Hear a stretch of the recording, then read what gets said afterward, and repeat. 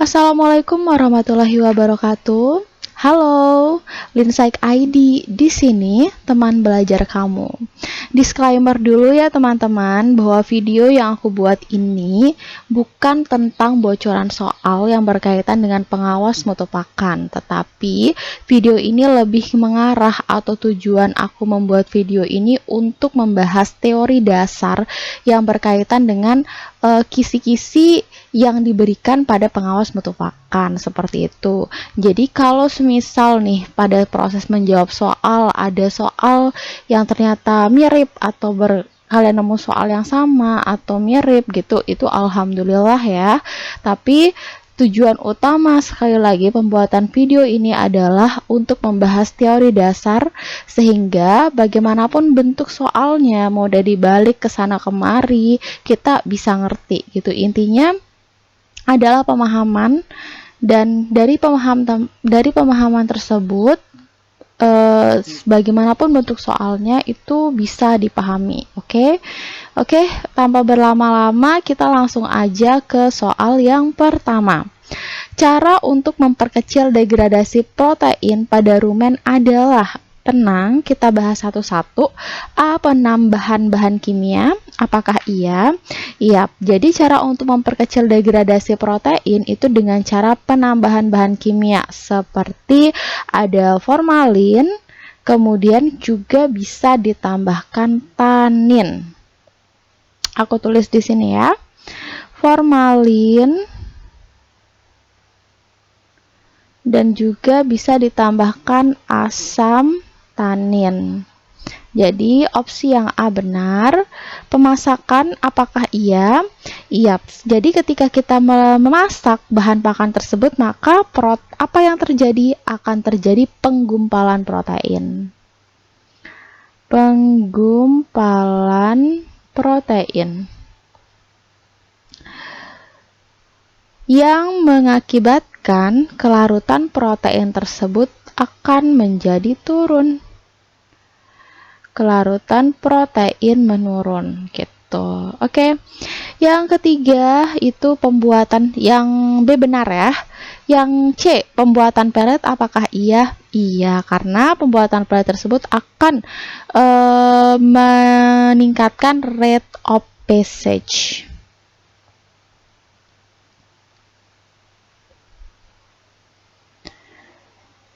A, B, C benar, A dan C benar, maka jawabannya adalah E, yaitu semua benar.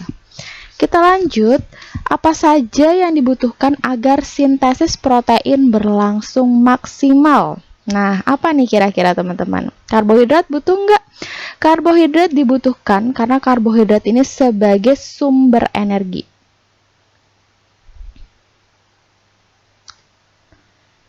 Oke. VFA butuh atau enggak? Butuh dong ya. Butuh VFA untuk apa? Untuk memenuhi kerangka karbon.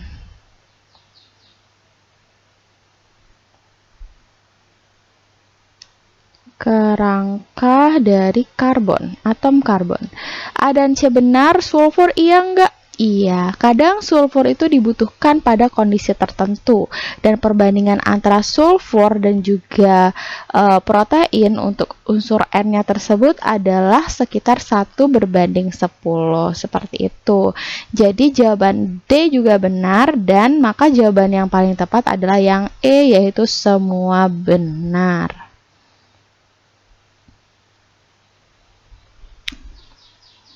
Protein yang berasal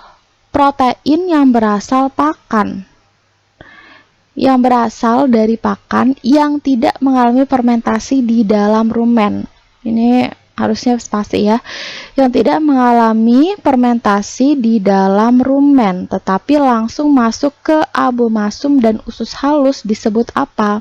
Protein mikroba? Bukan. Protein mikroba itu ya protein yang mengandung mikroba. Kemudian NPN bukan, true protein juga bukan, protein kasar juga bukan, maka jawabannya adalah yang protein bypass. Kok bisa sih? Tenang, di next video aku bakalan ngebahas berkaitan dengan metabolisme protein secara lengkap. Oke? Kita lanjut. Faktor yang mempengaruhi protein bypass. Oke. Yang A, daya larut protein ransum. Apakah daya larut protein ransum mempengaruhi protein bypass? Yaps. Ketika daya larutnya rendah, maka protein bypass yang aku simbolkan dengan ini ya, protein bypass atau PBP itu akan meningkat. Oke. Kemudian kualitas protein ransum, benar. Ketika kualitas protein atau ketika kita memberikan protein yang berkualitas, maka protein bypassnya tersebut juga akan meningkat. Yang C, frekuensi pemberian pakan, benar. Semakin sering memberikan pakan, maka protein bypassnya juga akan mengalami peningkatan. Preparasi atau penyediaan makanan juga benar mempengaruhi ketika dia mengalami peningkatan, maka protein bypassnya juga akan mengalami peningkatan. Jadi jawabannya itu semua benar. Kita lanjut lagi. Pencernaan protein pada ternak ruminansia terjadi pada A. Usus halus, B. Omasum, C. Abomasum, A dan C benar atau A dan B benar. Yang mana nih teman-teman? Jawabannya adalah pencernaan protein itu terjadi pada usus halus dan juga abomasum. Pada usus halus itu terdapat beberapa enzim ya, seperti tripsin, kemudian chymotrypsin, dan juga karboksipeptidase.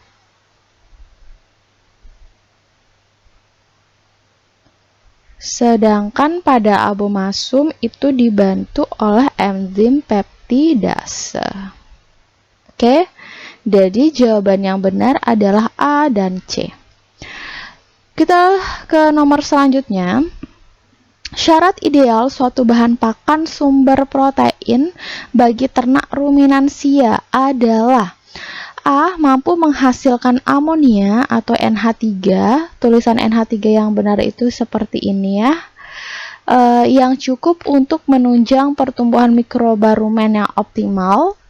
Sumber pakan berupa protein, yaps, adalah benar sekali untuk menunjang pertumbuhan mikroba rumen. Mampu menyediakan protein yang lolos degradasi dalam rumen untuk memenuhi kebutuhan protein ternak, tentu saja. Yang C, mempunyai nilai hayati atau biological value yang tinggi, pastinya seperti itu. A dan B benar, A, B, C benar. Jawabannya adalah yang E. Oke, semoga enggak bosan ya. Faktor yang mempengaruhi proses anabolisme dan katabolisme protein adalah A. Kecukupan asam-asam amino. Tentu saja asam-asam amino itu seperti valin. Kemudian kan ada asam amino esensial sama non esensial gitu ya. Kemudian yang B, kecukupan konsumsi energi, pastinya status nutrisi dan fisiologis ternak, pembentukan jaringan, betul, dan juga kontrol proses yang dikontrol oleh hormon, pastinya. Jadi jawabannya adalah yang F karena ini semua benar. Karbohidrat merupakan komponen utama dalam ransum ternak ruminansia dengan jumlah mencapai berapa persen teman-teman? Jumlah karbohidrat yang dibutuhkan itu biasanya sekitar 60-75%. Kita lanjut lagi. Kelompok polisakarida yang mempunyai berat molekul tinggi, berantai lurus, di mana banyak terdapat dalam bentuk ikatan 1,4 unit glukosa dan biasanya terdapat dalam bentuk kristal, merupakan apa nih jawabannya? Jawabannya adalah selulosa. Oke, ini lebih ke arah teoritis ya, jadinya lebih mesti banyak baca gitu. Terus yang selanjutnya, kelompok polisakarida rantai lurus silosa dan sejumlah arabinosa, asam uronat, dan galaktosa adalah termasuk bagian yang mana nih? Termasuk bagian hemiselulosa. Jawabannya adalah yang B. Energi yang dibebaskan dalam metabolisme karbohidrat berupa apa? kita lihat ATP, ADP CO2, ATP CO2 atau metan, ATP CO2 atau H4. H4 itu apa coy? H2 kali ya, maksudnya mungkin hidrogen. Yap, jadi yang mana nih teman-teman? Yang mana? Jawabannya adalah yang B, yaitu seperti ATP, CO2, dan juga metana. Ini merupakan energi dalam bentuk gasnya. Proses fermentasi karbohidrat dalam rumen menghasilkan energi dalam bentuk VFA. Mencapai berapa persen? Mencapai 80%. Jadi, hasil dari fermentasi karbohidrat dari ternak ruminansia itu berupa VFA, dan VFA itu seperti pada proses pembahasan video sebelumnya, itu kan terdiri atas asam asetat, propionat, dan juga butirat. Dan yang dihasilkan itu menghasilkan persentase yang paling banyak, yaitu sekitar 80%. Nah, di sini energi yang terbuang dalam bentuk gas CO22. Salah nih, CO2 maksudnya, oke? CO2 atau karbon dioksida, metana atau CH4, dan energi dalam bentuk ATP sekitar, oke, tadi VFA-nya berapa persen? VFA-nya adalah 80%. Jadi sisanya dari 100% adalah 20%. Energi dalam bentuk ATP sekitar berapa? Nah, dari 20% ini kan dihasilkan gas CO2, CH4, dan juga ATP ya. Nah, dari 20% berapa nih ATP yang dihasilkan? Dan asal kalian perlu diketahui bahwa ATP yang dihasilkan itu sangat sedikit teman-teman. Kira-kira berapa persen nih? 6,2%. Jawabannya adalah yang C.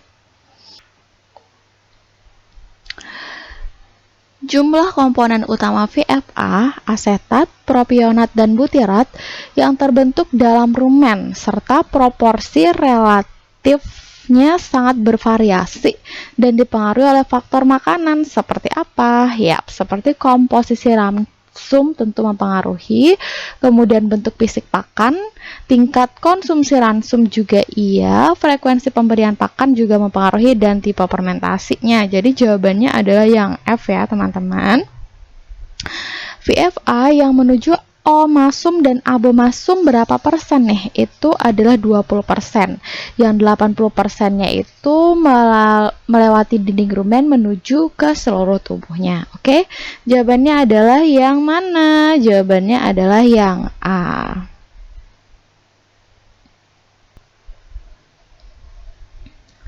Asam butirat dalam rumen sebelum diserap terlebih dahulu diubah menjadi apa? Diubah menjadi beta hidroksibutirat. Kenapa nih? Tenang. In the next video, aku bakalan ngebahas yang berkaitan dengan metabolisme protein, karbohidrat, dan juga lemak. Tapi untuk saat ini, aku bakal ngebahas yang berkaitan dengan soal-soalnya dulu ya. Selanjutnya, asam propionat masuk ke pembuluh darah menuju hati. Oke, pada hati asam propionat diubah menjadi glukosa dan akan disimpan dalam bentuk glikogen dan juga apa? Dan juga alpha gliserol fosfat. Oke, jawabannya adalah yang A. Pembentukan metan oleh mikroorganisme terlibat pula peran siapa? Terlibatkan peran vitamin B9 atau biotin dan juga kobalamin atau vitamin B12. Jawabannya adalah yang D. Yang B7 salah ya. Cara untuk mengurangi pembentukan metana. Cara untuk mengurangi pembentukan metana itu dengan cara menambahkan asam lemak tidak jenuh. Yang dimana nih asam lemak tidak jenuh itu adalah asam lemak yang memiliki rantai bercabang. Rantai ini, apa sih namanya nih? Rantai rangkap 2 ataupun rangkap 3 yang kemudian juga menggunakan imbuhan pakan. Oke, jawabannya adalah yang D. Menambahkan suplemen pakan tidak. Jawabannya adalah yang D ya. Fungsi metabolisme glukosa dalam rumen. Metabolisme glukosa. Kita lihat nih, glukosa fungsinya buat apa? Fungsinya tentu saja sebagai sumber energi, metabolisme otot, dan produksi glikogen, iya enggak? Iya, karena kelebihan glukosa itu akan disimpan dalam bentuk glikogen ya. Kemudian yang C, prekursor pembentukan laktosa dan gliserol, tentu saja yang C benar. Suplai nutrisi pada janin, iya. Pembentukan koenzim NADPH, benar. Jawabannya adalah yang F. Terjebak. Oke, selanjutnya jumlah bakteri pada rumen. Jadi jumlah bakteri, ini bakteri ya guys, jumlah bakteri pada rumen itu sebesar 10 pangkat 10 sampai 10 pangkat 11. Kemudian yang 10 pangkat 5 sampai 10 pangkat 6 ini merupakan jumlah dari protozoa. Aku tulis di sini protozoa. Dan yang 10 pangkat 3 sampai 10 pangkat 5 ini adalah jumlah fungi atau fungi. Jawabannya adalah yang A. Wah, kita udah masuk ke nama-nama yang aneh. Dan kebanyakan ini ya memang masih dihafalin. Kalau misalnya nggak mau ngapal atau susah dihafal ya sering-sering dilihat aja, oke? Dan pada saat membahas ini pun aku masih melihat nama-nama bakterinya, oke? Kita jawab bareng-bareng. Bakteri pencerna selulosa. Jadi bakteri pencerna selulosa itu adalah Bacterocyte succinogens A, kemudian Ruminococcus B, C, dan D ya. Kalian baca sendiri karena itu agak susah untuk pelafalannya. Habis itu yang nomor selanjutnya. Bakteri pencerna hemiselulosa adalah apa nih? Adalah Butyri Vibrio Fibrisolvens A, B, dan C. Jawabannya adalah yang E. Aku langsung kasih tahu aja. Yang ini, bakteri pencerna gula apa? Semua benar salah. Bakteri pencerna gula itu adalah Treponema brianti dan Lactobacillus ruminans. Oke, jawabannya adalah yang D. Bakteri pencerna protein. Bakteri yang pencerna protein yang mana nih? Wah, di sini nggak ada semua benar. Jadi kita harus memilih salah satu ya. Antara A, B, A, C atau semuanya nih. Kita lihat. Clostridium sporogenus, yaps, ini merupakan bakteri pencerna protein, dan Bacillus licheniformis. Jawabannya adalah yang D. Oke, kita lanjut. Bakteri pencerna pati. Lagi-lagi bakteri pencerna pati. Kita udah jawab ya kayak sebelumnya, tapi kita jawab lagi nggak apa-apa, yaitu Bacteroides amylophilus. Kemudian ini dan amylolitica, ada amilum-amilumnya ya, pati itu kita jadi jawabannya adalah yang E. Bakteri pencerna protein adalah adalah Clostridium sporogenus, betul. Sama apa nih? Bacillus licheniformis. Ini juga nggak sih latir salah. Jadi jawabannya adalah yang D. Jenis fungi pada ruminansia adalah yang mana aja? Adalah Chaetomices, kemudian yang ini, dan yang ini. Jawabannya adalah yang kok A sih? E ya, semua benar. Oke, sekian video dari aku yang berkaitan dengan metabolisme pada ternak ruminansia atau lebih ke arah soal-soal yang berkaitan dengan metabolisme. Dan insya Allah di next video aku bakalan ngebahas teorinya berkaitan dengan metabolisme karbohidrat, protein, dan juga lemak. Jadi kalau udah paham teorinya, kalian bisa lagi balik ke video aku yang berkaitan dengan soal-soal ini, dan insya Allah bakalan gampang banget. Oke? Terima kasih, semoga video ini bermanfaat. Bye-bye. Kok bye-bye? Wassalamualaikum warahmatullahi wabarakatuh.